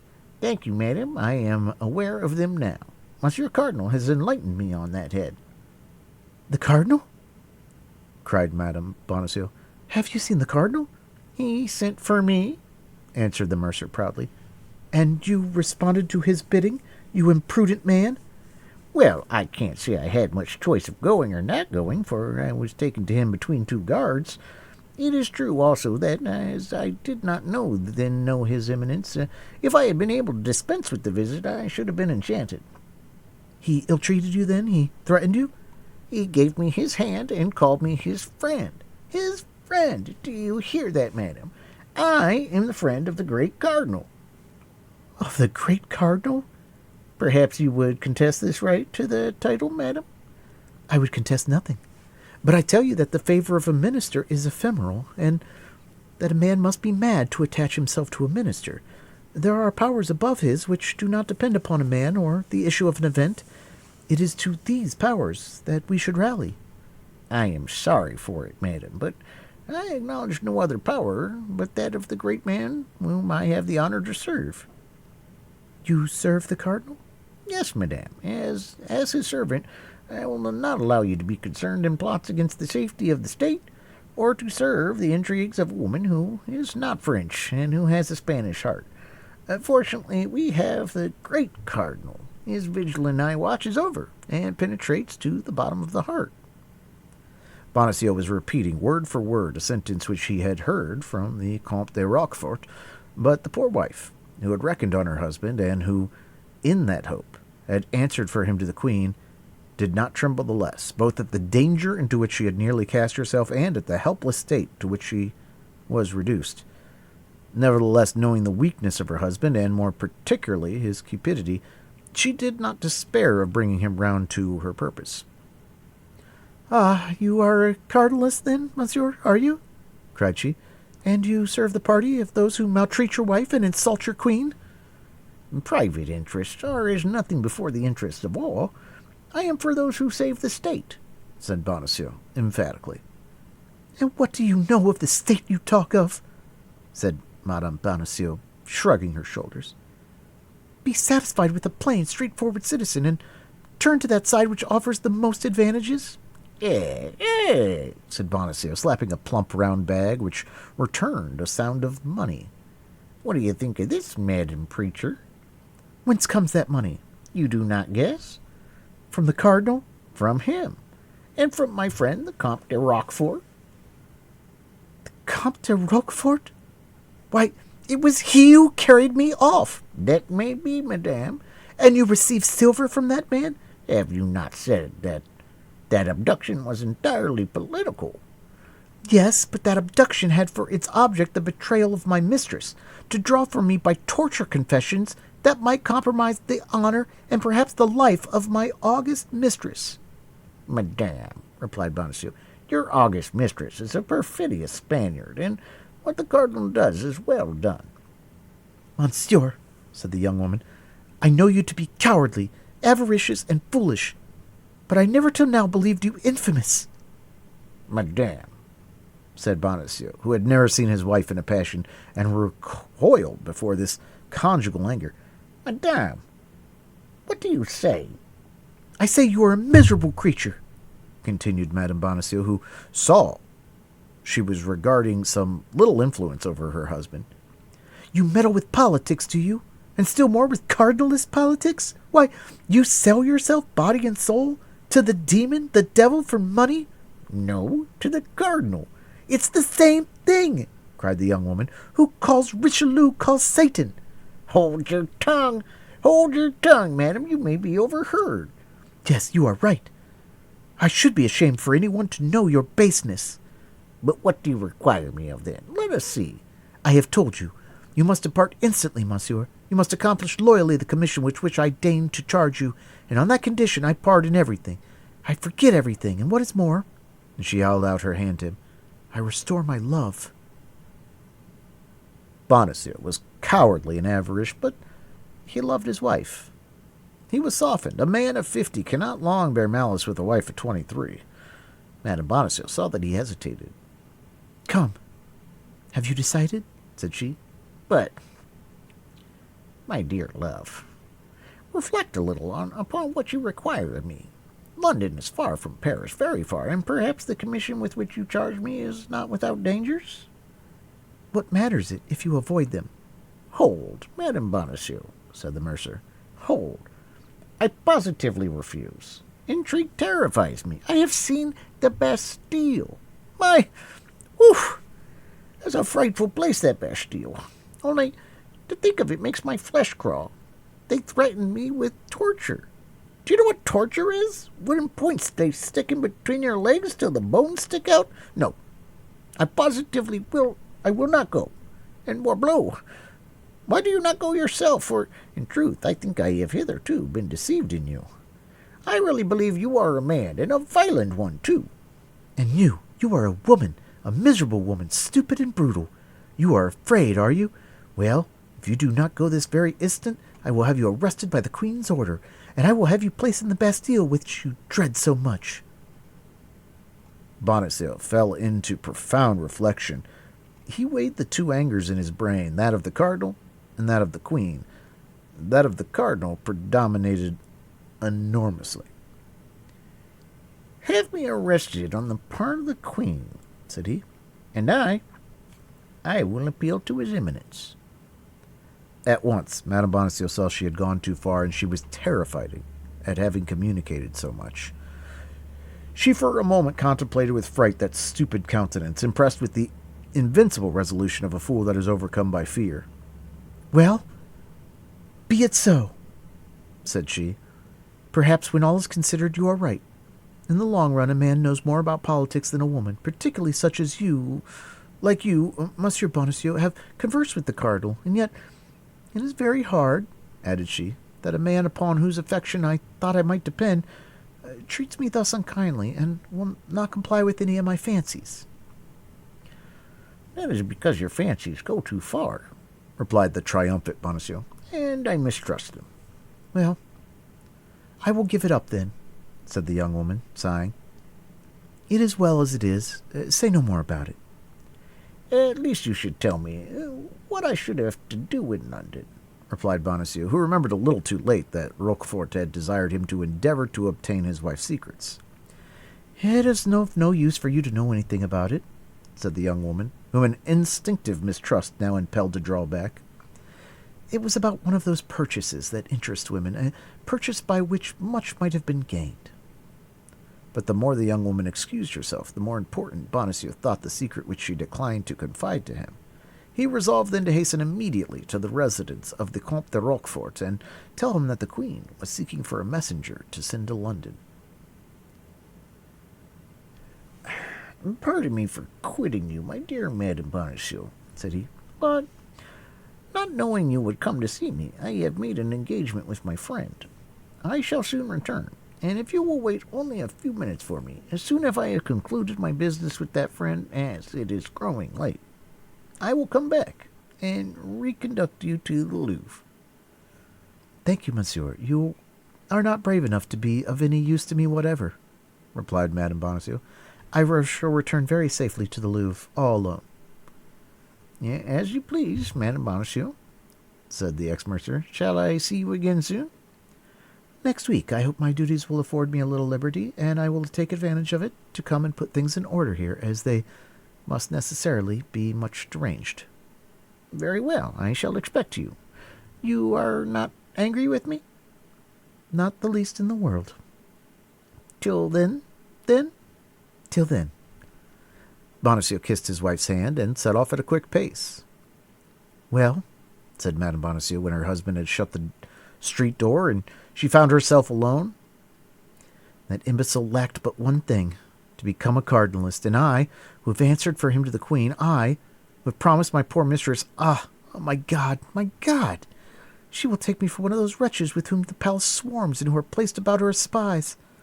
Ah, Monsieur Bonacieux, I never did love you much, but now it is worse than ever. I hate you, and on my word you shall pay for this. At the moment she spoke those words, a rap on the ceiling made her raise her head, and a voice which reached her through the ceiling cried, Dear Madame Bonacieux, open for me the little door on the alley, and I will come down to you. Chapter 18. Lover and Husband. Ah, madame, said D'Artagnan, entering by the door which the young woman opened for him.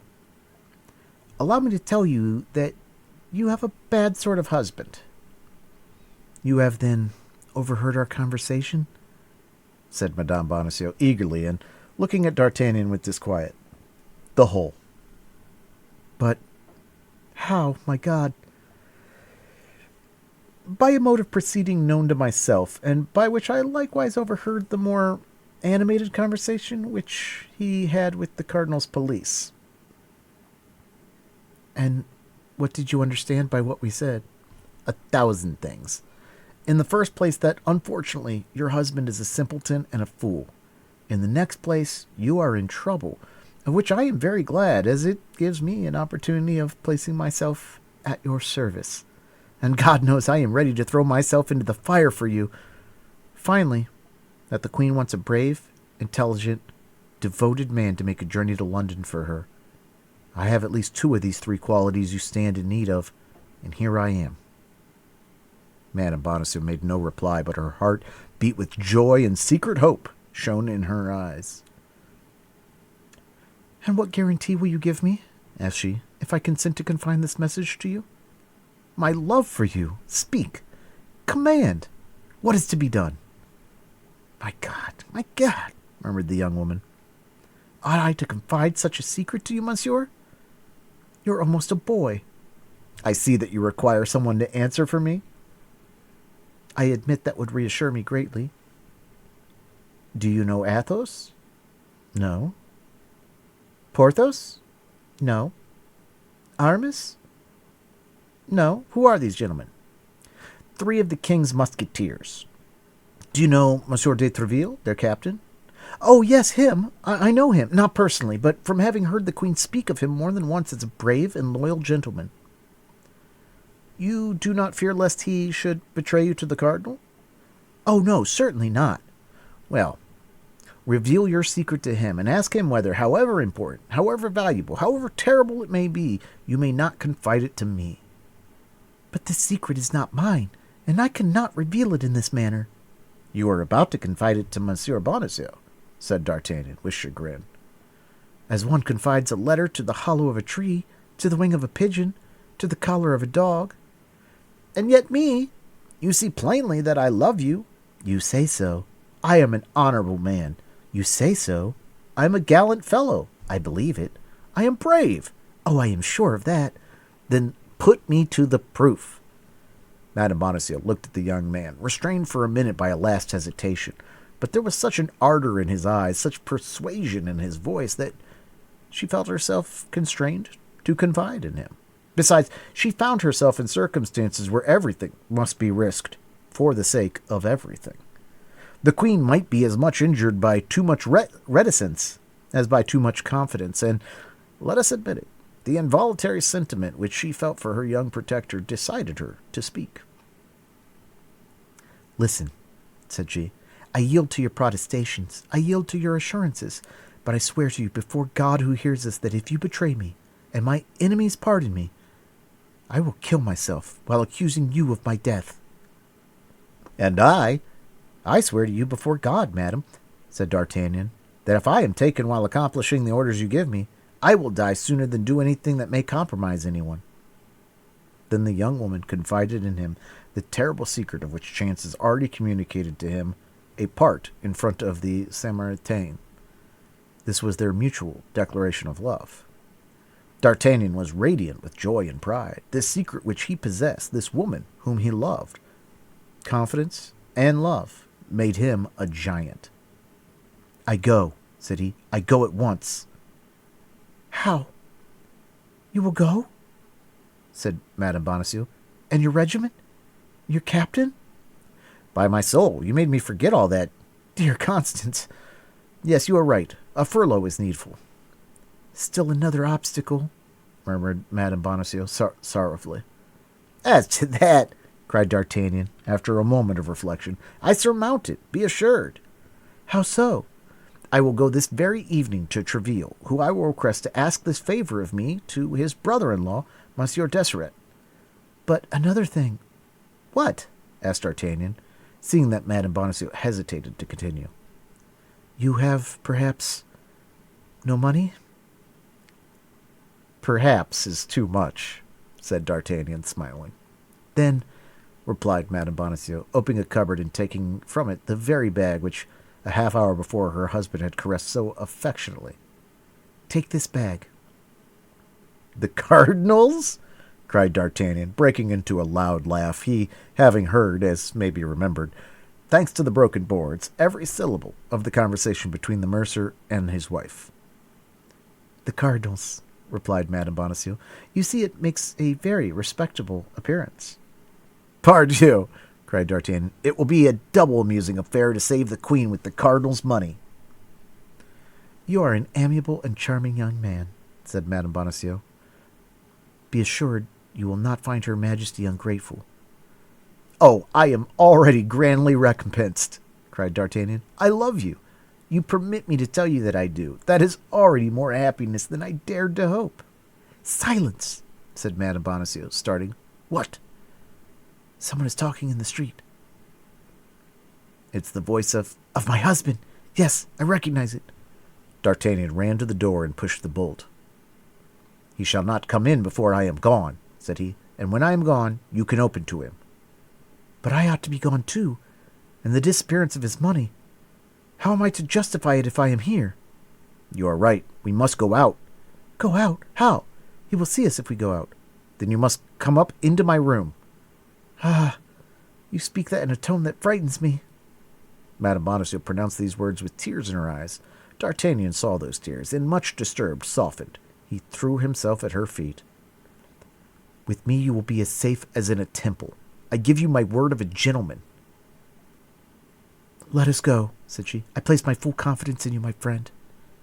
D'Artagnan drew back the bolt with precaution, and both, light as shadows, glided through the interior door into the passage, ascended the stairs as quickly as possible, and entered D'Artagnan's chambers. Once there, for greater security, the young man barricaded the door. They both approached the window, and through a slit in the shutter they saw Bonacieux talking with a man in a cloak. At the sight of this man, D'Artagnan started, and, half drawing his sword, sprang toward the door. It was the man of Meung. "What are you going to do?" cried Madame Bonacieux. "You will ruin us all." "But I have sworn to kill that man," said D'Artagnan. "Your life is devoted from this moment and does not belong to you. In the name of the Queen, I forbid you to throw yourself into any peril which is foreign to that of our journey." "And you command nothing in your own name?" "In my name," said Madame Bonacieux with great emotion. "In my name I beg you. But listen, they appear to be speaking of me." D'Artagnan drew near the window and lent his ear. Madame Bonacieux had opened his door. Monsieur Bonacieux had opened his door, and, seeing the apartment, had returned to the man in the cloak, whom he had left alone for an instant. "She is gone. She must have returned to the Louvre." "You are sure," replied the stranger, "that she did not suspect the intentions with which you went out?" "No," replied Bonacieux with a self-sufficient air. "She is too superficial a woman." "Is the young guardsman at home?" "I do not think he is. As you see, his shutter is closed, and you can see no light shine through the chink of the shutters." "All the same, it is well to be certain." "How so?" "By knocking at his door. Go." "I will ask his servant." Bonacieux re-entered the house, passed through the same door that afforded a passage for the two fugitives, went up to D'Artagnan's door, and knocked. No one answered. Porthos, in order to make a greater display, had that evening borrowed Planchet. As to D'Artagnan, he took care not to give the least sign of existence.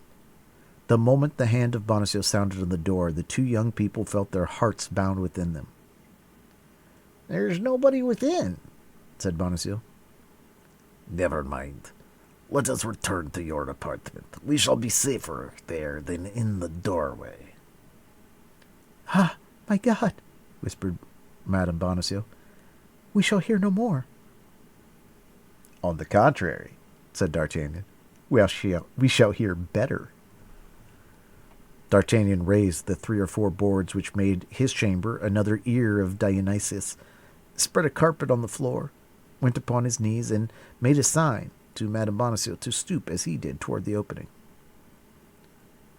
"You're sure there is nobody there?" said the stranger.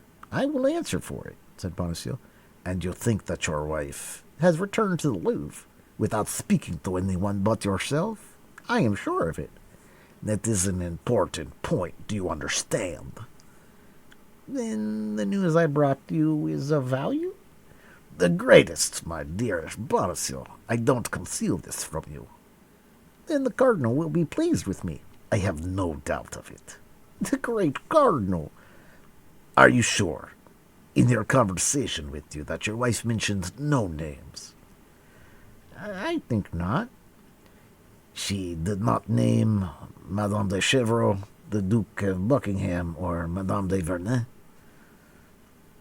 "No, she only told me she wished to send me to London to serve the interests of an illustrious personage." "The traitor!"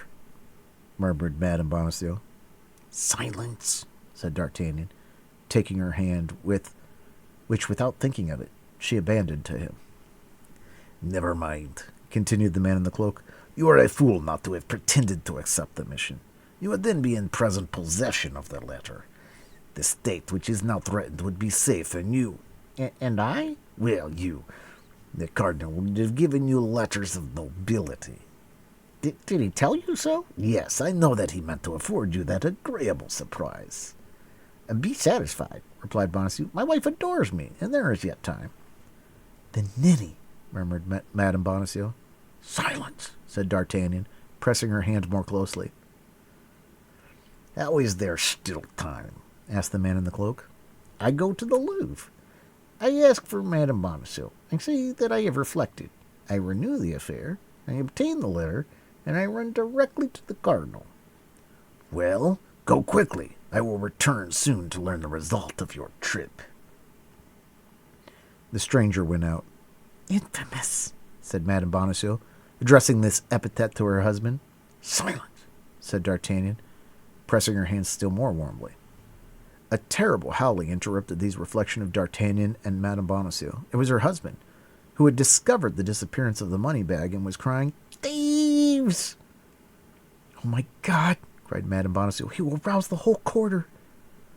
Bonacieux called for a long time, but as such cries, on account of their frequency, brought nobody in the Rue des Fossoyeurs, and as lately the mercer's house had a bad name, finding that nobody came, he went out continuing to call, his voice being heard fainter and fainter as he went in the direction of the Rue des Bacs. "Now he is gone. It is your turn to get out," said Madame Bonacieux. "Courage, my friend, but above all, prudence, and think what you owe to the queen." "To her and to you," cried D'Artagnan. "Be satisfied, beautiful Constance. I shall become worthy of her gratitude, but shall I likewise return worthy of your love?" The young woman only replied by the beautiful glow which mounted to her cheeks. A few seconds afterwards, D'Artagnan also went out, enveloped in a large cloak, with ill-conceived the sheath of the long sword. Madame Bonacieux followed him with her eyes, with that long, fond look with which he had turned the angle of the street. She fell on her knees, and clasping her hands, "Oh, my God!" cried she. "Protect the queen! Protect me!" Chapter 19. Plan of Campaign. D'Artagnan went straight to Monsieur de Tréville's. He had reflected that in a few minutes the cardinal would be warned by this cursed stranger, who appeared to be his agent, and he judged, with reason, he had not a moment to lose.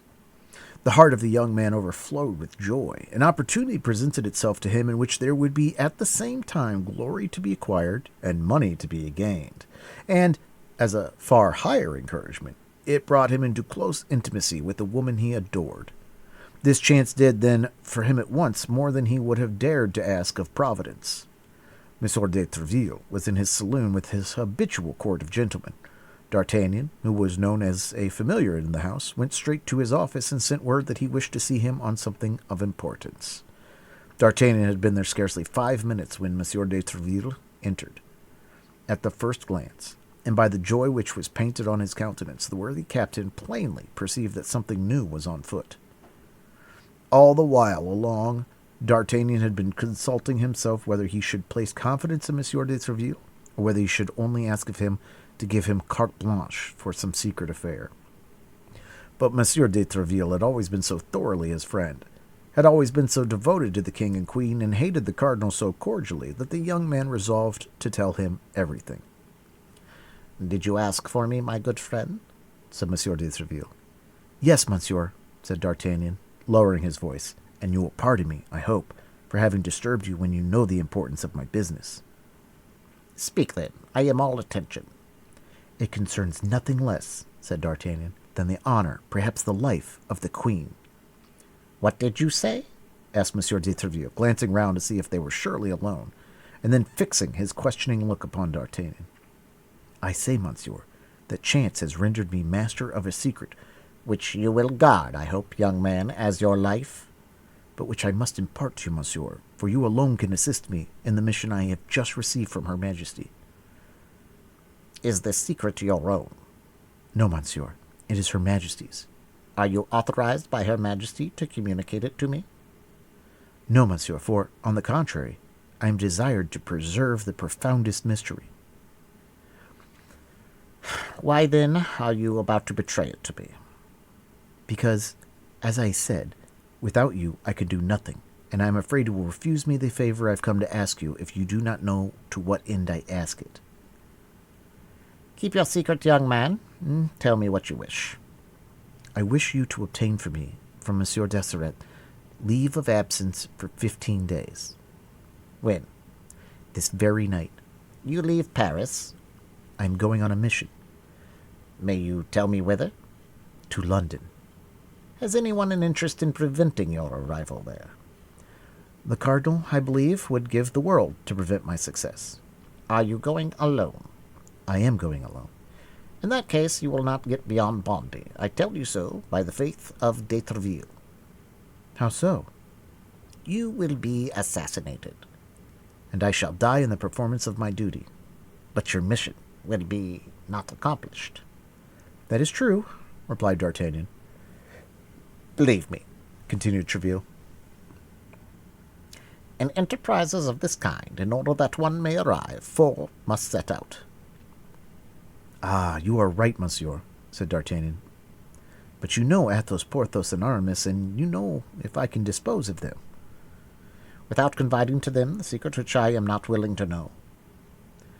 "We are sworn, once for all, to implicit confidence and devotedness against all proof. Besides, you can tell them that you have full confidence in me, and they will not be more incredulous than you." "I can send to each of them a leave of absence for 15 days, that is all. To Athos, whose wounds still make him suffer, to go to the waters of Forges. To Porthos and Aramis to accompany their friend, whom they are not willing to abandon in such a painful condition. Sending that leave of absence will be proof enough that I authorize their journey." "Thanks, monsieur. You are 100 times too good." "Begone, then. Find them instantly, and let all be done tonight." "Ha! But first, write your request to Deseret. Perhaps you had a spy at your heels, and your visit, if it should ever be known to the cardinal, will thus seem legitimate." D'Artagnan drew up his request, and Monsieur de Tréville, on receiving it, assured him that by 2 o'clock in the morning the 4 leaves of absence should be at the respective domiciles of the travelers. Have the goodness to send mine to Athos' residence. I should dread some disagreeable encounter if I were to go home." "Be easy. Adieu, and a prosperous voyage. Apropos," said Monsieur de Tréville, calling him back. D'Artagnan returned. "Have you any money?"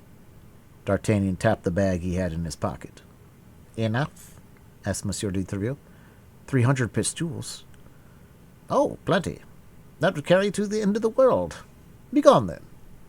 D'Artagnan saluted Monsieur de Tréville, who held out his hand to him. D'Artagnan pressed it with a respect mixed with gratitude. Since his first arrival at Paris, he had the constant occasion to honor this excellent man, whom he had always found worthy, loyal, and great.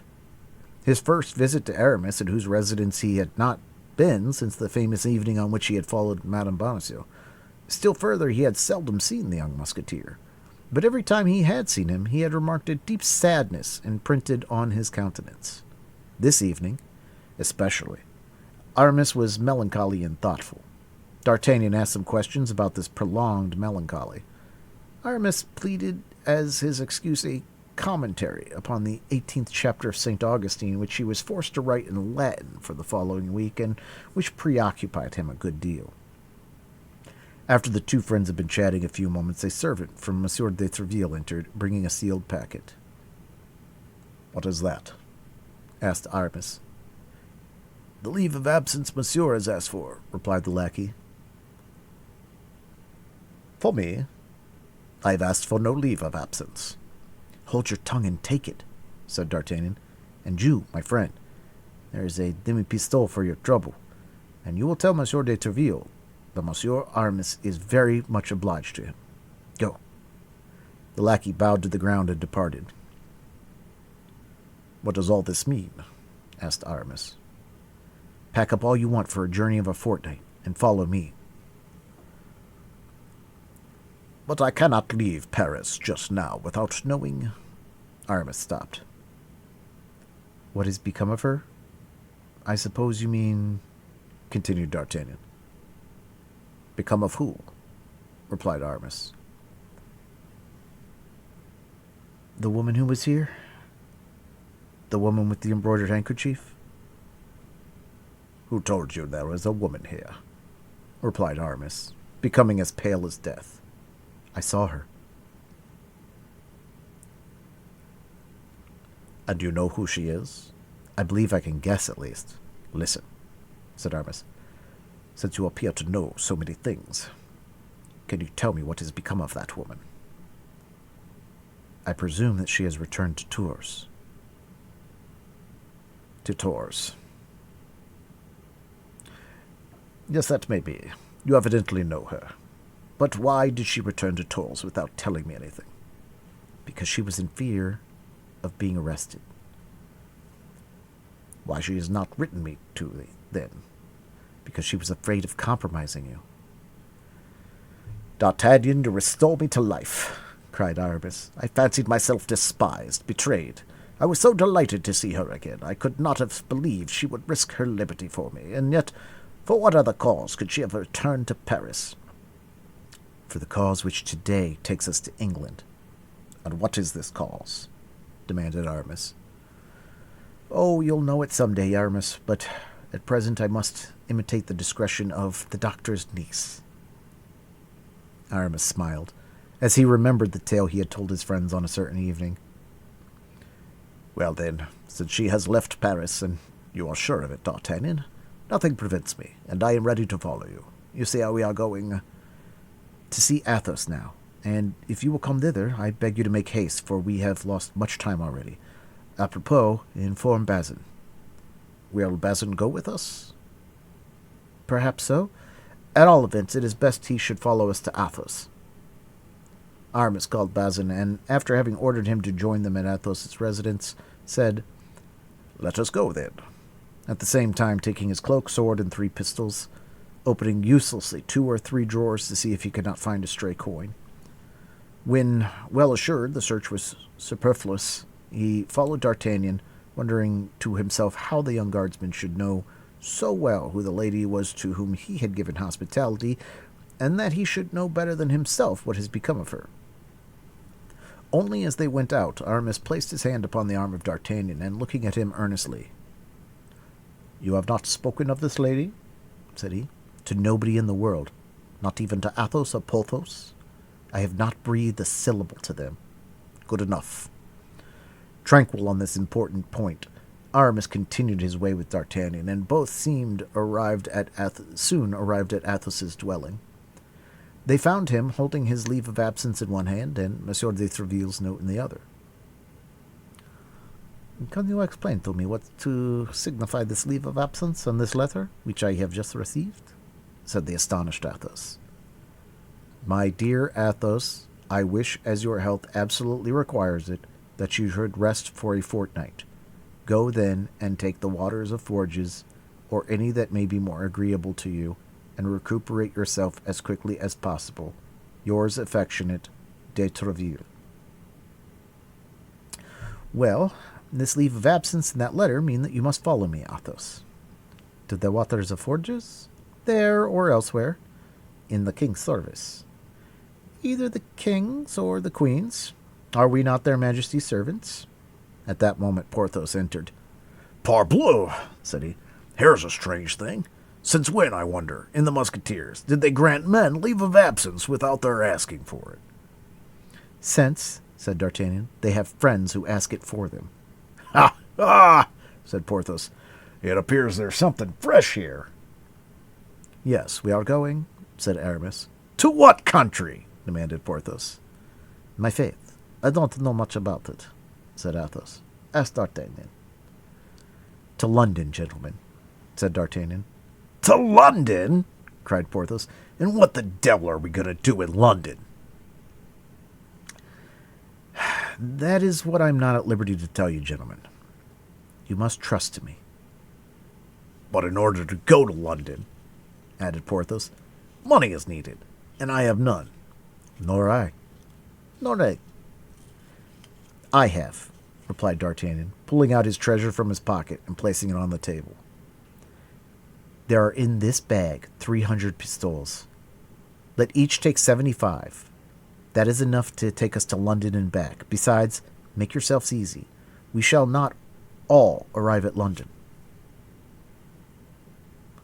Why so? Because in all probability, some one of us will be left on the road. Is this, then, a campaign upon which you are now entering? One of a most dangerous kind. I give you notice. But if we do risk being killed, said Porthos, at least I should like to know what for. You would all be the wiser, said Athos. And yet, asked Aramis, I am somewhat of Porthos's opinion. Is the king accustomed to give you such reasons? No. He says to you jauntily, Gentlemen, there's fighting going on in Gascony or in Flanders. Go and fight. And you go there. Why? You need give yourselves no more uneasiness about this. D'Artagnan is right, said Athos. Here are our 3 leaves of absence, which came from Monsieur de Treville. And here are 300 pistoles, which came from I don't know where. So let us go and get killed where we are told to go. Is life worth the trouble of so many questions? D'Artagnan, I am ready to follow you. And I also, said Porthos. And I also, said Aramis. And indeed, I am sorry to quit Paris. I had the need of distraction. And, well, you will have distractions enough, gentlemen, be assured, said D'Artagnan. And now, when are we to go? Asked Athos. Immediately, replied D'Artagnan. We have not a minute to lose. Hello, Grimaud, Planchet, Mousqueton, Bazin, cried the 4 young men, calling their lackeys. Clean my boots, and fetch the horses from the hotel. Each musketeer was accustomed to leave at the general hotel, as at a barrack, his own horse and that of his lackey. Planchet, Grimaud, Mousqueton, and Bazin set off at full speed. Now, let us all lay down the plan of campaign, said Porthos. Where do we go first? To Calais, said D'Artagnan. That's the most direct line to London. Well, said Porthos, this is my advice. Speak. 4 men traveling together would be suspected. D'Artagnan will give each of us his instructions. I'll go by the way of Boulogne to clear the way. Athos will set out 2 hours after, by that of Amiens. Aramis will follow us that by of Noyon. As to D'Artagnan, he will go by what route he thinks is best, in Planchet's clothes, while Planchet will follow us like D'Artagnan in the uniform of the guards. Gentlemen, said Athos, my opinion is that it is not proper to allow lackeys to have anything to do in such an affair. A secret might, by chance, be betrayed by gentlemen, but it is almost always sold by lackeys. Porthos's plan appears to me to be impractical, said D'Artagnan. Inasmuch as I am ignorant myself of what instructions I can give you, I'm the bearer of the letter, that is all. I have not, and I cannot make 3 copies of that letter because it is sealed. We must then, as it appears to me, travel in company. This letter is here, in this pocket. And he pointed to the pocket which contained the letter. If I should be killed, one of you must take it and continue the route. If he be killed, it will be another's turn, and so on. Provided a single one arrives, that is all that is required. Bravo, D'Artagnan. Your opinion is mine, cried Athos. Besides, we must be consistent. I am going to take the waters. You will accompany me. Instead of taking the waters of Forges, I go and take sea waters. I am free to do so.